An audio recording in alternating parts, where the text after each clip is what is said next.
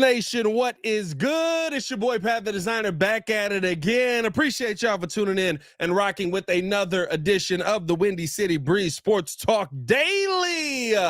We got a jam-packed episode for you today. A lot to get into. Got to talk about the injury update, of course, to Teven Jenkins, which is the most important one.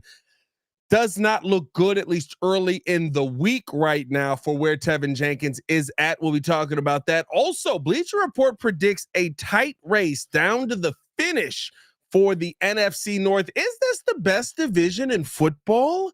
We got to talk about that as well. And then was Jaquan Brisker snubbed? He seems to think so over on Twitter. We'll talk about all that and more on today's episode of the Windy City Breeze Sports Talk Daily. Hit that like button, subscribe to the page, leave that 5-star review. Y'all know what to do. Shout out to the chat in the building. Big yurt to the chat. It's Crimson You Dig in the building. Bob Chimney, Don Quixote in this mug. Jeremy JD Dorsey in the building. Richard Schaefer in this mug, man. Appreciate y'all for tuning in and showing love as always. I need y'all go ahead and do me a favor. Stop playing with your boy. Go ahead and come on.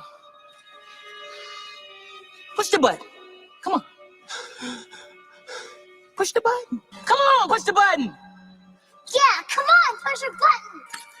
You heard what she said. Y'all heard what Sue Young said. Push the goddamn button, man. Let's just jump into it. First off, how you guys feeling today, man? Appreciate y'all for rocking with your boy as always.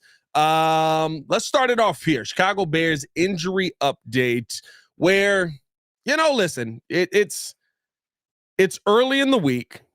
You can't sit here and say that it is the end of the world, but there are two names on the injury report right now that do have you a little bit concerned because of the options that are behind them right now. Number one on that list for me is, of course, Teven Jenkins. The Teven Jenkins injury with the ribs was something that happened, I believe it was in the third quarter of last week's game when we got to see more of Nate Davis in that game because they end up moving Matt Pryor back over to left guard. Not to say that, it was the worst showing, but I do think that the tape today that I end up watching with J-Mac, if you hadn't seen that on the Chicago Bears podcast, go check that out as well. I do think that speaks to a little bit of concern with that offensive line. You don't need any setbacks on that line right now. And that this is a setback as we look at it here. Teven Jenkins not being out there, even with him having a struggling season, dare I say, there have been a lot of offenses that are dealing with a struggling season to start things off right now. And so I don't feel like it's the end of the world that he's struggling to start the year. I think that it's worse in the for the Chicago Bears right now that you've ended up losing this guy so early on in the season. Hopefully he is able to play through this, but the fact that he is down does raise the questions. The fact that he is DNP tells you that he is dealing with something that is not going to be dare I say, something that's going to bother him, right? Something that he's going to probably have to deal with throughout the next couple of weeks of the season, because Teven Jenkins is not one of those guys that ends up on the DNP list. Teven Jenkins is not one of those guys who, if he can play through it, doesn't play through it. Normally you'll see him limited. Normally you'll see him, hey, I'm good, I'll fight through it. I know he has the injury history, he has the injury concerns, but he's not the guy, at least that we've seen in his time here, that just because he's got something going on with him means he's down for the count. So seeing the fact that he is dealing with this injury is a little bit concerning to me. I think it's something that you're going to have to monitor, not just now, but probably throughout the rest of this season, especially rib injuries. That takes a little while to heal. That goes, I don't know if you guys have ever had a rib injury or pulled a muscle around the rib area, dog. When you start struggling to breathe, you know what I mean? When you're like, yeah, like that's nuts. That's when it gets to the point when it's like, all right, bro. Yeah, I'm a little bit, I might be in a bad spot. And so I do wonder the severity of the Teven Jenkins injury. I wonder how long, he is going to miss time with that. That is the one thing, though, that is my major concern here early on, because now you look at the offensive line combination. You're talking about Matt Pryor probably being your guy out there at left guard. They seem to have an aversion to putting in Karan Amagaji, which, listen, I have my own problems with that. Yeah, you drafted a guy that you're basically just like, yeah, we know he didn't have a training camp. He didn't have an offseason program. He didn't have this. He didn't have that. We're scared to put him out there. What do you mean? This guy's not ready to go. You drafted this guy in the 3rd round. That's supposed to be a guy that ends up becoming at least a starter. At least.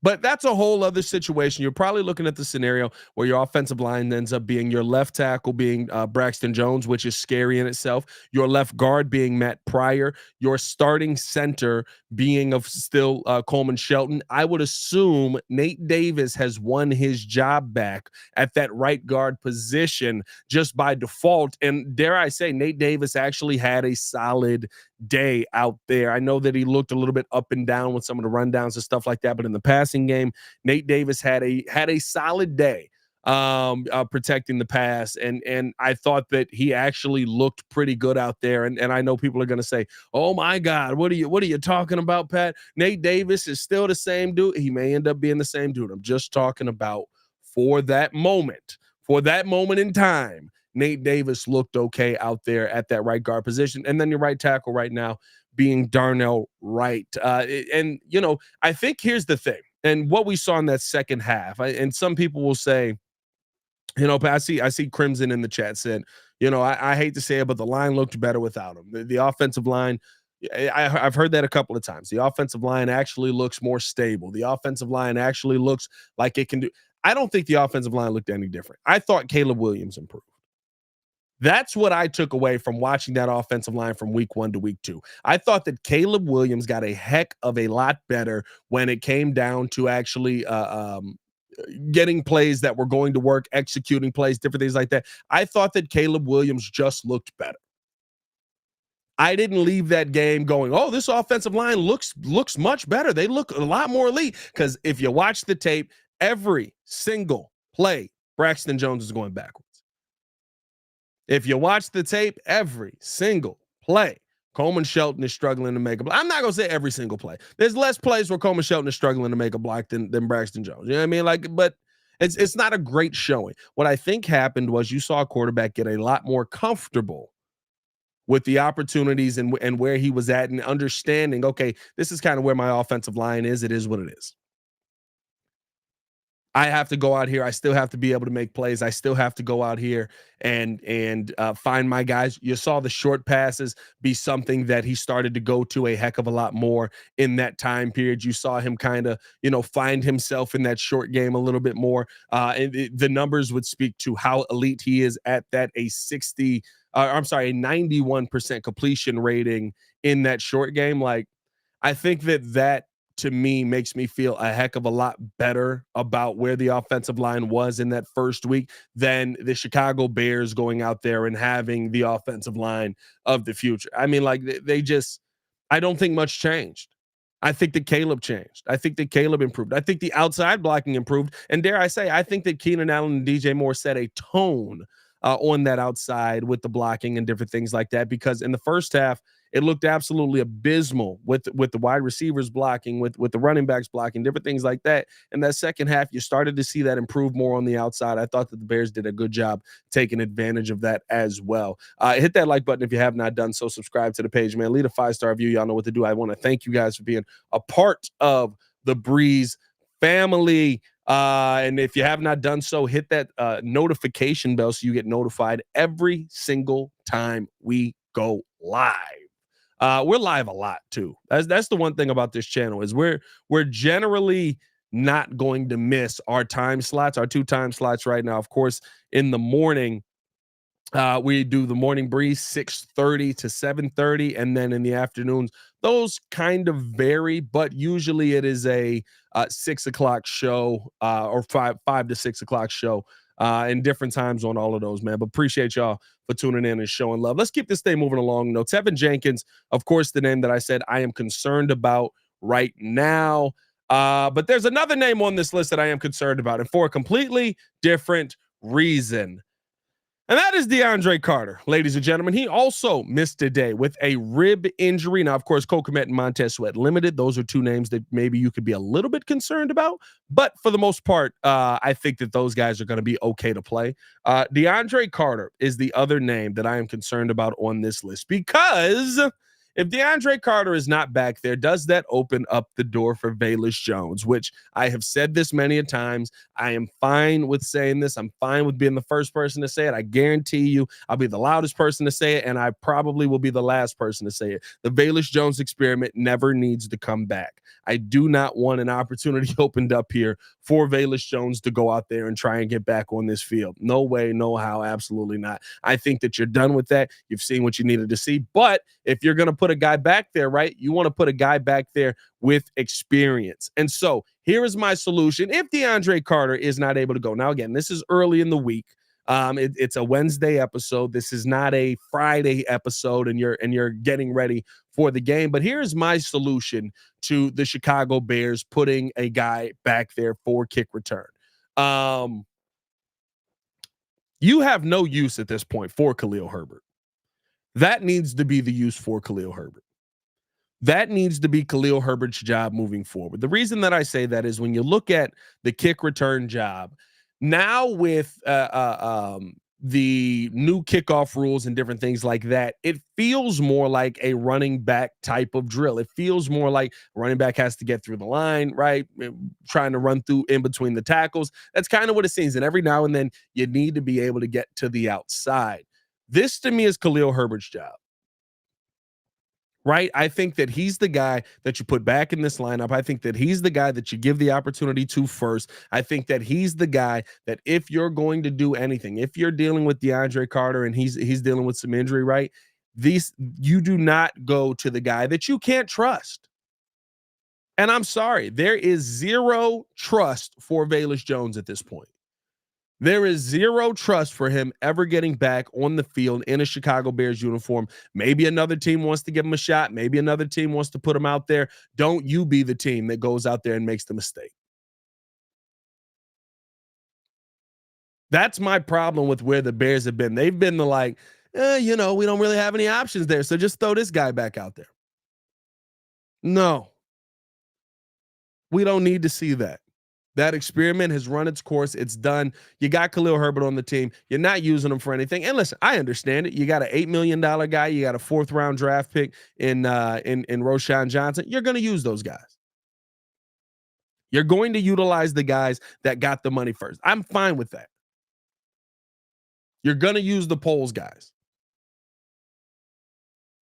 But what I need you to do on top of that is go out there and put the guys back there that are going to contribute. Go out there and put the guys back there that are going to give you more in this game. And that is not Velus Jones. That is not, dare I say, a little bit of Nate Davis. But, I think that the answer for your questions on that are the guys that you already have on the 53. Just stick with them. Heck, if you need to, throw Tyreek Stevenson back there. Yeah, I mean, if you need to, there's a bunch of players back there that I'd rather see than Velus Jones that at a minimum I know can bring the ball in. Let me know how you guys feel in the comments below. Appreciate you guys for tuning in and showing love. I keep seeing this. Tyler Scott, is he in the doghouse? I don't think that Tyler Scott is in the doghouse. I think that Tyler Scott is not where they want him to be, which is on the coaching staff, but they have guys that are already there, right? You throw DeAndre Carter out there. You saw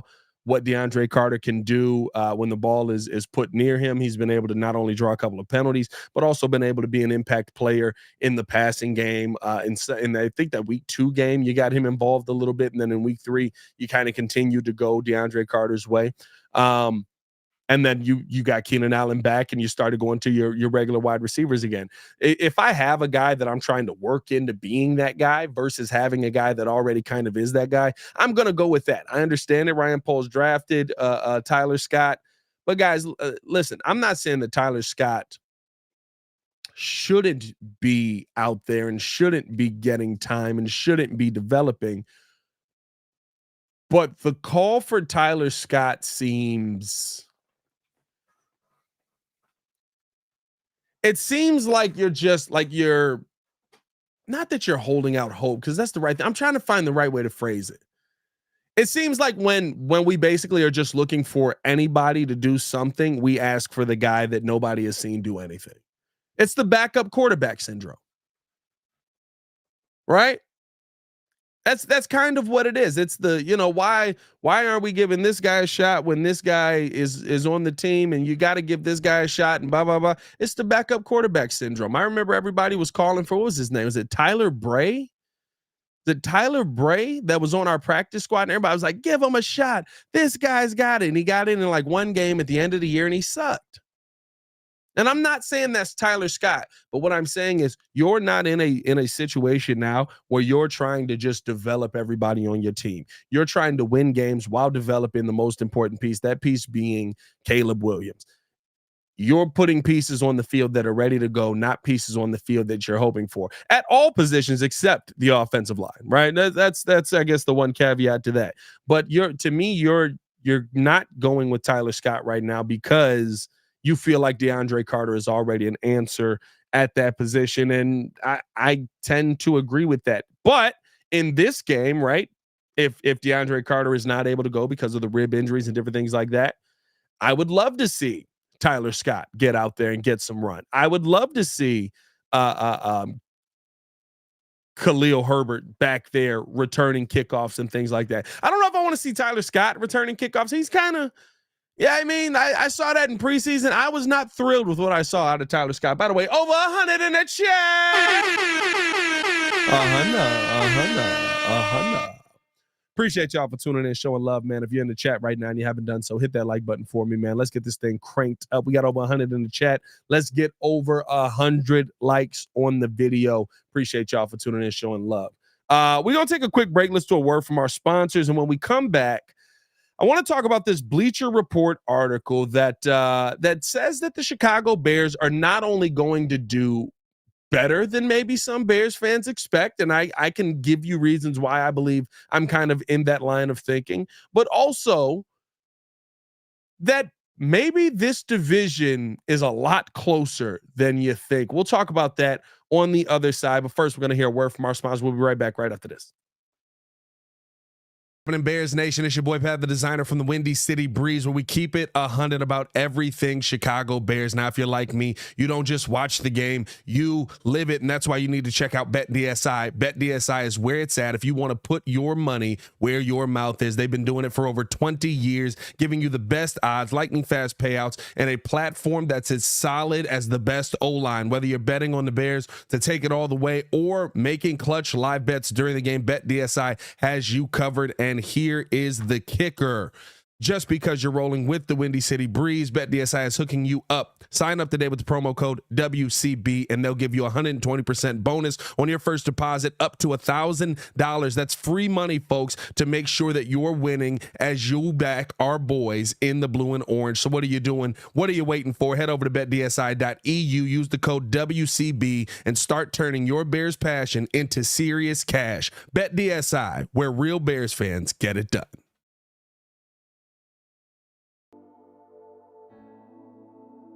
Appreciate you guys for tuning in and watching the show. Today's episode of the podcast is brought to you by Aura. Have you ever done a Google search on your own name? You'd be surprised what pops up. Your full name, email address, home address, health records, your relatives. It's all out there. And that's why I've been using Aura, the sponsor of today's video. Aura shows me which data brokers are selling my information and automatically submits opt-out requests just for me. Cleaning up my information not only helps reduce the amount of spam I get, but it protects me from hackers who could use that information to help them access my social media, bank accounts, and other sensitive information. It's really simple to set up. I don't have to download several apps or go to things like antivirus, VPN, password management, parental controls, identity theft, but you can get all of that in one place with Aura. I get everything at one affordable price as well.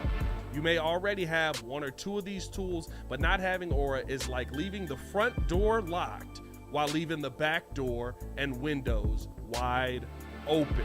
For you to be able to take advantage of Aura, we got a special deal for you here today. Stop data brokers from exposing your personal information. Go to my sponsor at https:/aura.com/the Windy City. Again, that is aura.com/the Windy City to get a 14-day free trial and see how much of your information is being sold.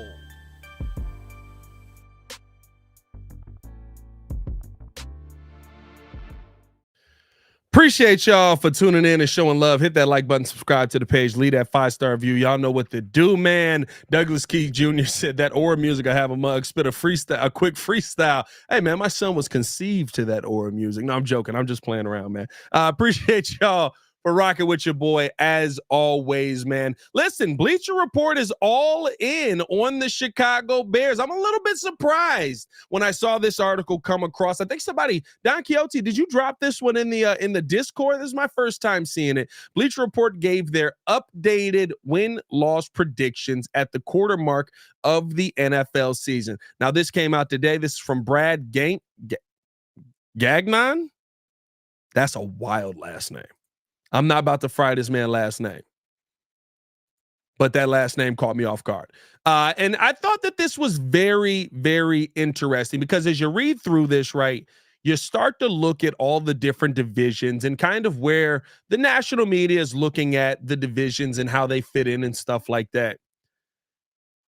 And it sounds to me like Bleacher Report is saying that the NFC North is the best and most competitive division in football. And I have a tough time disagreeing with that through the first quarter of the season. The reason that I say this, okay, you got to look at where the teams are standing wise right now. And dare I say, I don't know if any of us had this going like this. The Vikings right now undefeated, 4-0. Lions are 3-1. Bears, of course, are 2-2, and the Packers coming in last place there at 2-2 as well. Can't go wrong with some Packer hate right there. But the Chicago Bears and this NFC North division being the most competitive and the best division does not surprise me.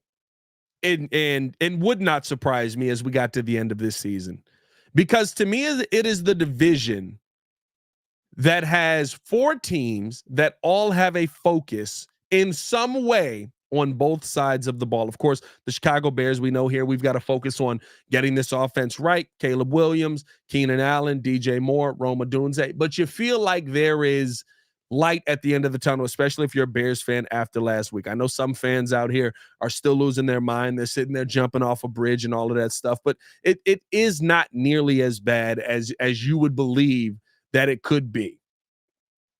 Right? You're seeing the offense move in the right direction. Dare I say, you have a defense that is a Super Bowl caliber defense. And I know some people have told me, oh, Pat, you're drinking the Kool-Aid. Oh, my goodness. How could you believe that this team has a Super Bowl caliber defense? Hey, you tell me the team that has looked great against them. You can talk about Jonathan Taylor running the football, and I'll tell you, listen, Jonathan Taylor had moments, and most of those moments came from that defense ending up getting tired because they were on the field more than they should have been, or as soon as they got a turnover, Bears offense gave a turnover, or as soon as they stop a play, there's a false start on special teams, and now all of a sudden you're going the other direction. Now you got to get back on the field. Those are the moments where Jonathan Taylor kind of cooked. But this defense has been handling teams pretty well throughout the first 4 games. So you've got, in my mind, what I would say is a championship level defense, an offense that feels like it is ascending 4 weeks into the season. You now have a Green Bay Packers team who is getting Jordan Love back. And yes, Jordan Love looked horrible. I relished in it. But I do know that Jordan Love and Matt LaFleur will get themselves back on track. That offense has looked elite early on this season, even without Jordan Love out there. Of course, that first game with Jordan Love, it looked really, really dominant, but he ends up getting hurt at the end of that, and of course taking the loss in that first game versus Philly, who has fallen off a cliff. Like, that has been a surprise what Philly has looked like after that first game. Then you got the Lions, of course. Listen, Jared Goff, everybody calm down. Don Burr probably is going to jump in the chat. I said Lions. You got the Lions who, I mean, listen, if there's a flaw on that team, it hasn't showed early on in the season. Offensively, they are flying around. Defensively, they look like they're starting to get a lot more pressure and finish off those pressures on the quarterback. That is an important part because Aiden Hutchinson was one of the high-pressured guys, but he wasn't getting sacks off a good chunk of those pressures last season. Now you're seeing him start to get to the quarterback more, different things like that. That Lions offense and defense on both sides, you got to say, is pretty dominant. And then you look at the Vikings, who are sitting at 4-0 right now. And I mean, listen, for everything that could be said about that Vikings team, for everything that was said in the preseason, for everything that was talked about early on, and I get it. I had the Vikings kind of coming in fourth, but I still had them as a 7-8 win team because I was like, listen, like, Sam Darnold's probably going to do okay with Justin Jefferson back there. I didn't expect this. I didn't expect 4-0. But I did think that Sam Darnold was going to be able to figure things out with an offensive line and Justin Jefferson on the other side. I don't know if you noticed, that dude's pretty freaking good. So you got that, and then you've got a defense that's going out there and just bringing the pressure. And so I am not surprised when Bleacher Report comes out with an article like this, and not to say that I think that it will go exactly this way, not to say that I'm sitting here telling you that the Chicago Bears at the end of the season will have the same record as everybody else in this division, which is what they are predicting, by the way. But do I think that the Bears can be more competitive than they've shown? 100%. Do I think that the Vikings are maybe a little bit less competitive than they've shown? I do think that that is a case as well. I think they'll end up coming down to earth. I don't know if I can sit here and say that Green Bay and Detroit are going to come back down to earth as much as maybe Bleacher Report thinks they will. But can I still say that everybody will be within 1 to 2 games of each other? I do believe that as well. Here's the win-loss prediction that they have and the reasoning behind it. They started off with, of course, our beloved the Chicago Bears here in Chicago. By the way, 140 in the building, 45 likes on the video. Let's get the likes up on the video, man. Let's get it up over 100 likes, man. Appreciate y'all for tuning in, showing love. Chicago Bears are 10-7, and what it says here, despite so much disappointment thus far on offense, they're 2-2 with a positive scoring margin. There's a path for them to put it together, starting with back-to-back games against Carolina and Jacksonville to kick off October. I agree with that. I do believe that this Bears start to the season will start to move in the right direction. Why? Well, Pat, what makes you say that? We haven't seen a ton out of this offense. It is the fact that they do have a positive points for, points against differential right now. And with as abysmal as this offense has been through the first 3 weeks, your points for against that differential right now, they've allowed 75 points, which is the second least of anyone else in this division. The only one that has allowed fewer points has been the Minnesota Vikings. They've allowed 59 points this season, which is crazy to say. And they've given up they've scored 77 points. So you're at a positive scoring margin right now. You've got a couple of teams who, not to say you can overlook them at all, but could absolutely be get-right games. Are you telling me you couldn't see the Chicago Bears after that Jacksonville game 4-2? That's putting you in top of the division territory unless the Vikings just continue to go out there and be the greatest team we've ever seen. Is Sam Darnold going to have a Sam Bradford run? I said that this offseason too. I said, watch out for him to come out like Bradford. Is he going to have an 11-5 run here this season? He might, dog. He might. Keep an eye on that. By the way, over 200 in a chat. 200. Let's keep moving. Let's keep it moving along. I think that there's a get right here for the Chicago Bears. I think that they can win. They have the Bears, by the way, at 10-7 in the division. The Bears winning 10 games in the division, which that could be a little bit tough when you look at the teams that you have coming up and some of the injury issues that they face right now. But when you look at the Bears, 10-7 could be you win against the Panthers, you win against the Jaguars, maybe you lose to the Commanders somewhere in there, win against the Cardinals. Patriots just lost one of their best defenders today.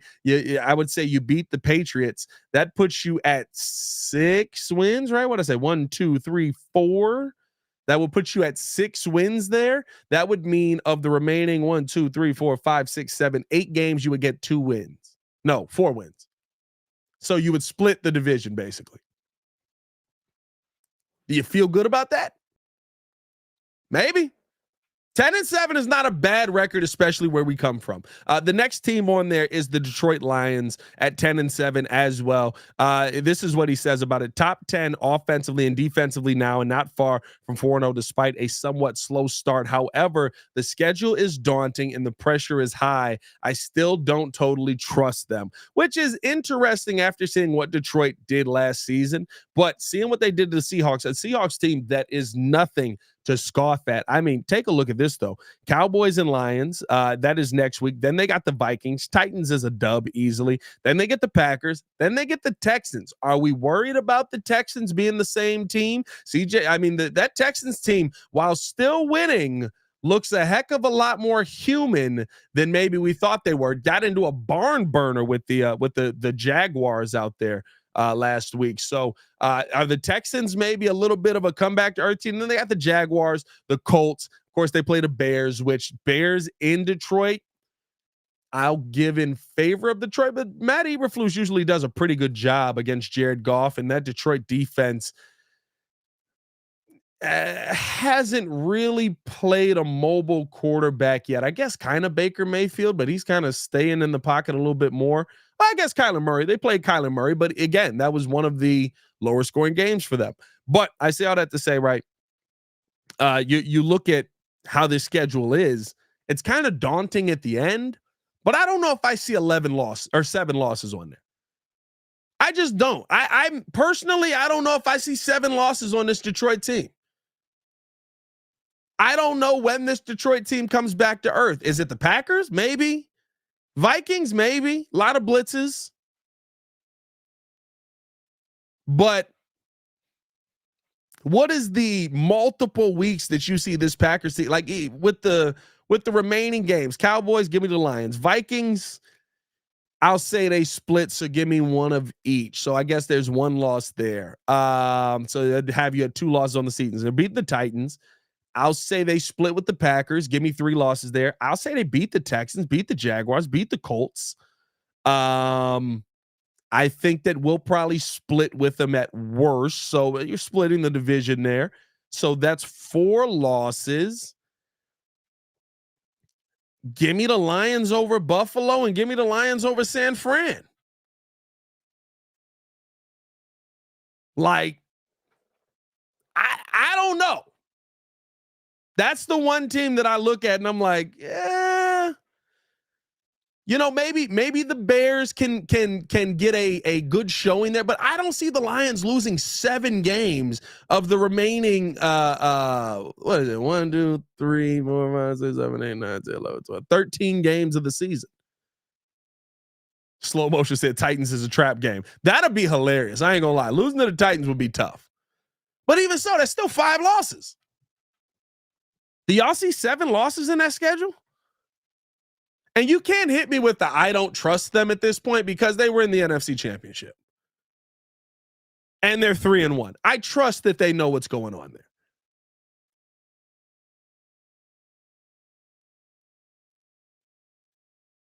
That's just me. That's just me. Then he gets to the Green Bay Packers. He talks about the Packers, says 10-7, says the offense looks electric and they survived September without much from Jordan Love and quite a tough sked. I guess he's trying to say schedule there. SKED, tough sked. Sir, you're writing articles and we're abbreviating words here. What's going on there? Going on there. They'll push for double-digit wins if Love can get healthy and stay that way. Taking a look at the Packers schedule, I kind of feel the same way about them. Although I could see the Packers lose to the Niners. I could see the Packers losing to.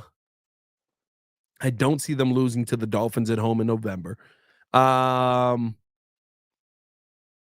I say I can see them losing to the Saints?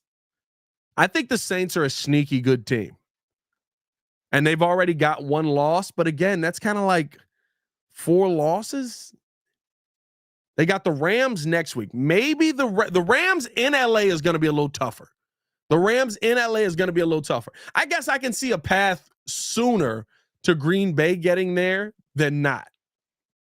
I could see a path sooner to Green Bay getting there than not. And then, of course, the Vikings is the final team. The Minnesota Vikings, they have at 10-7 as well. And this is literally what he says. They're good, but not this good. Playing a bit above their heads with a lot of challenges facing their week 6 bye. I wouldn't be surprised if they played 500 ball the rest of the way because the schedule is worrisome, mix of tough home games and easier road games.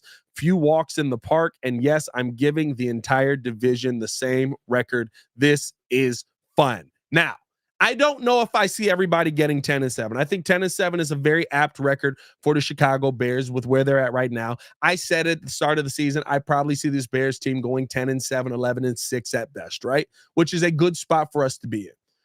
I could see the Lions being a 12-win team.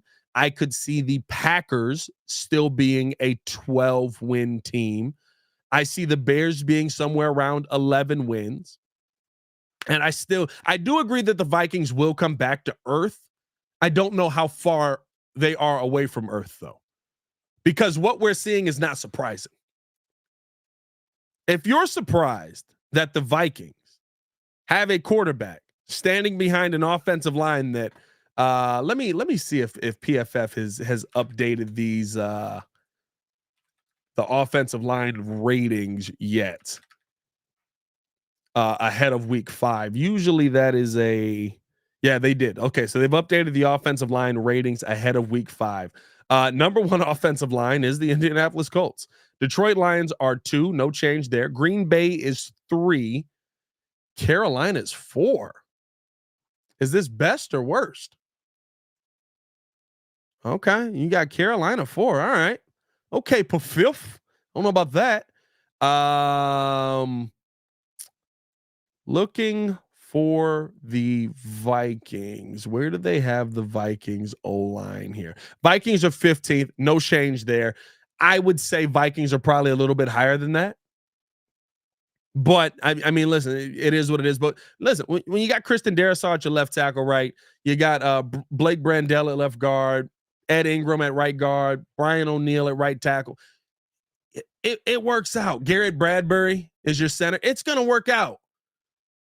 Like, how far are the Vikings really away from earth? Because I don't think that Sam Darnold is doing anything spectacular. Sam Darnold is going set hut, dropping back, little time, sees Justin Jefferson, throws the football to Justin Jefferson. Set hut, drops back, looks at Justin Jefferson. He's double covered. Looks at Jordan Addison. There he is. Boom. Does it feel like, if you watch the Vikings, does it feel like they are really that far or doing something so impossible to replicate the rest of this season? I don't know that. And so, dare I say, right, I had the Vikings as a 7 to 8 win team. Give me the Vikings as I'll still put them at a 9 to 10 win team. I think they're around that range. I'll put them at a 9 to 10 win team. I'll agree with Bleacher Report there. I think 12 wins for the Packers and the Vikings. I think the Bears probably end up sitting in third right now at 11 wins, which is good. And I think the Vikings are in there at 9 and or 10 wins, which again, guys, that would make this the best division in football. By far. That would make this the best division in football by far, the most competitive division in football. And that's going to mean there's going to be some fun football at the end of this season. That's what I love to see on it. By the way, if you were wondering, and we'll break this down more probably tomorrow morning on the Chicago Bears or on the Morning Breeze, probably also over on the Chicago Bears podcast, but on the Morning Breeze, Chicago Bears are down one spot on the offensive line with their offensive line. By the way, all 5 of them performed poorly. horribly against the Rams. So there is still that concern, but Caleb is learning in spite of it. But the Bears are down one spot at 21. And of course, we know Nate Davis ended up swapping in there and different things like that. So you know what I mean? It's like our quarterback is thriving behind that 21. That's a whole side conversation that we will have tomorrow, like I said, on the Morning Breeze. But our quarterback is thriving behind that, at least thriving in that last game. Let's see if we continue to thrive moving forward versus the Carolina Panthers, who may be in a little bit of trouble because there may end up being a pissed off Jaquan Brisker on the field, which, listen, anytime you give me a mad Quanny B, I'm going to be happy. I'm going to be happy because Jaquan Brisker, I believe that's pretty much what this tweet is saying. Definitely feels like he was snubbed this week for NFC Player of the Week. And Jaquan is coming off a phenomenal game. A absolutely dominant game where he has been all over the field. This is a guy, I mean, I don't know why I just thought about Crimson from earlier when he was like, Pat trying out that. Now, here's a guy, I mean, here are his numbers, his fifth numbers. Week 4 of the season, 8 tackles. He had 3 assisted. He had 2 tackles for loss. He had a sack in this game. He had the game-saving interception. He was targeted 4 times, ended up giving up 3 receptions on that. So I guess maybe they give him a little bit less of a grade in coverage. But yeah, it has not been easy to get the football to Jaquan Brisker. Or through Jaquan Brisker, I guess I should say. He has been and should have come away with 2 interceptions. I forgot to ask J-Mac about this, or I forgot to ask Lance about this on Monday's episode. Maybe I'll text them and just to find out. I'll probably shoot him a text here, but like, is it on Jaquan going out of bounds there? Does he need to know that? Because that was absolutely a wide open interception. I don't know what Matthew Stafford was doing there.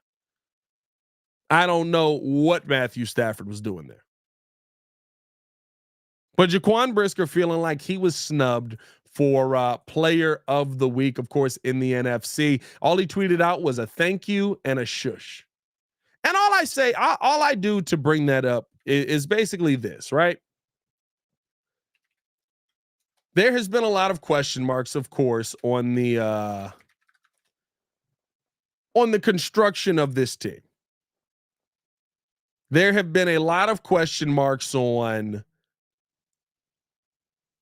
a lot of the pieces, especially on the line. But where I have 0 question marks on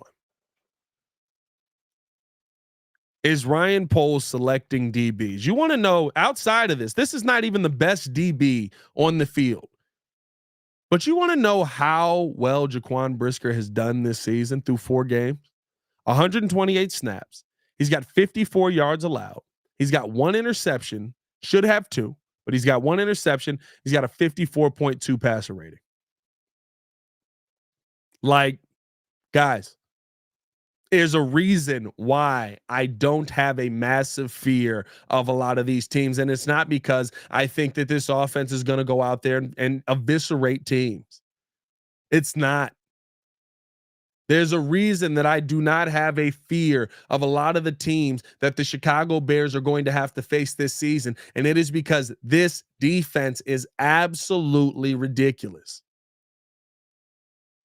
And when you see numbers like this out of Jaquan Brisker, all you can say is, yeah, that's par for the course with this defense. This is not even right. Like Jalen Johnson's numbers are through the roof. Tyreek Stevenson is having a ridiculously good season. Kevin Byard has been one of the best, safeties, in football.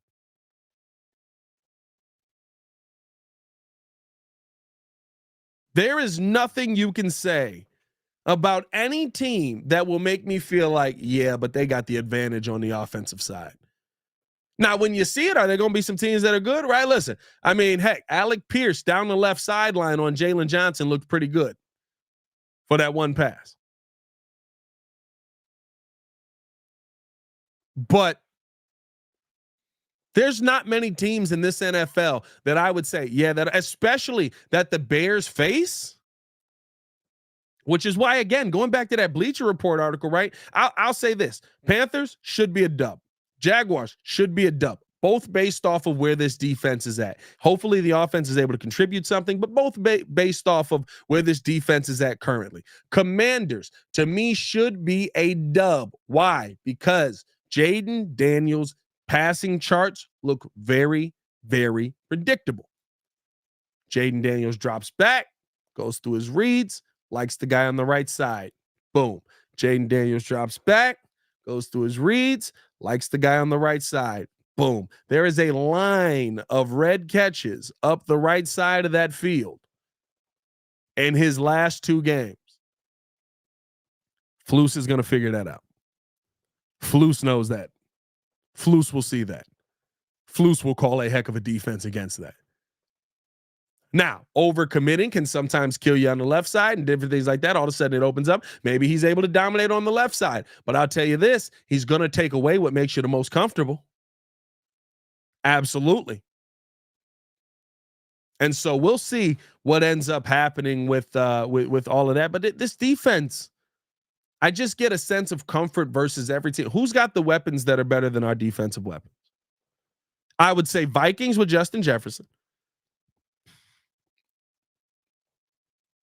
If the Niners are healthy by then, give me the Niners. I think we match up really well with the Lions. Offense versus defense. I think we match up great with the Packers. Maybe you could say the Seahawks, because DK is just a monster. But there's not a lot of weaponry out there that I'm sitting there looking at versus the Chicago Bears and going, oh, how the heck are we going to stop that? No, we can stop it.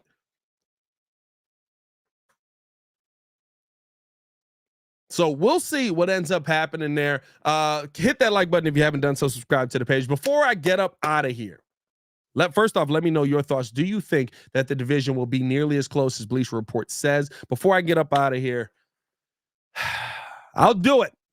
I will do it because in that same, of course, article that Jaquan Brisker, or I should say the voting that Jaquan Brisker threw the thank you with the shush on from NFL.com, there was one name that popped up on there. And that name, ladies and gentlemen, is Tory Taylor. Now, I have not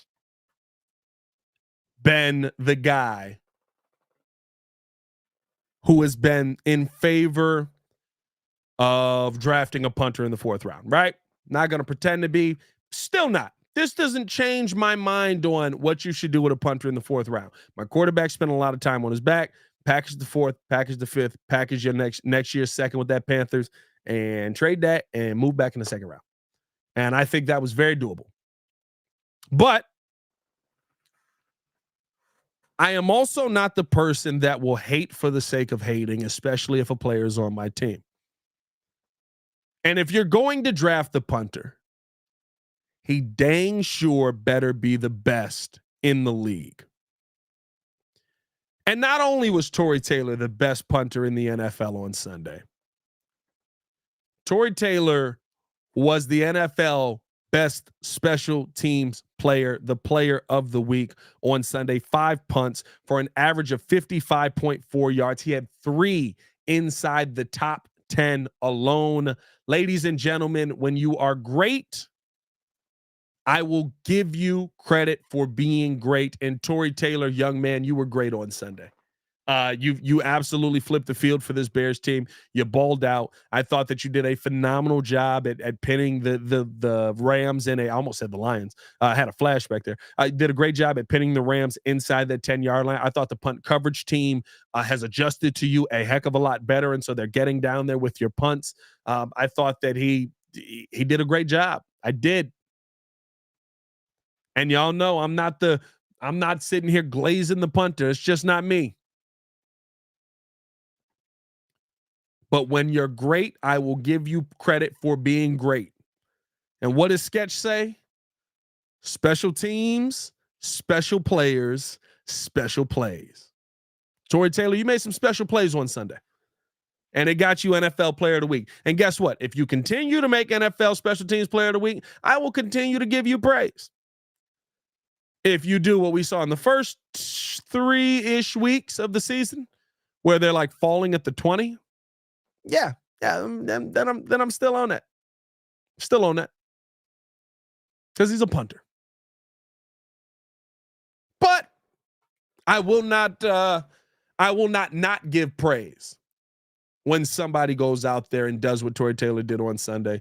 And when you win NFL Special Teams Player of the Week, I'll give you your credit where credit is due. Hey, man, I'm going to get up out of here. I appreciate you guys for tuning in and showing love. Hit that like button if you have not done so. Subscribe to the page. Leave the 5-star review. Y'all know what to do. We will be back at this again at 6:30 in the a.m. tomorrow. I mean, listen, I think that this is going to be a fun rest of the season. I do have some questions on our newly updated offensive line here, especially with some of the injuries we face as we sit at 21. We'll probably be talking about that tomorrow. As always, man, y'all stay safe out of Chicago. Bear down. One love. Shout out to the entire division out here. Y'all have fun, man. Peace. Oh, we got a super chat right before I dipped. I gotta acknowledge the super chat right before I dipped. I believe Bears record is going to get better as long as Williams and defensive and running keep cooking. 100%. 100%. Can't go wrong there. Can't go wrong there. Dang, Sarah coming in with the hate. Say you tripping. This clown has us last is laughable. Hey, listen, we'll see. We'll see where the season ends. We'll see where the season ends. Why you come in calling names though? Why is it always clown? Why is it always clown? Everybody, look at this clown. Look at this clown. Look at it. What's this clown? What is clown? Like, what's with the name calling? Why can't you be like, yo, I don't like that you got us in last place? I bet we can have a conversation on that. When we start with the name calling, yeah, I mean,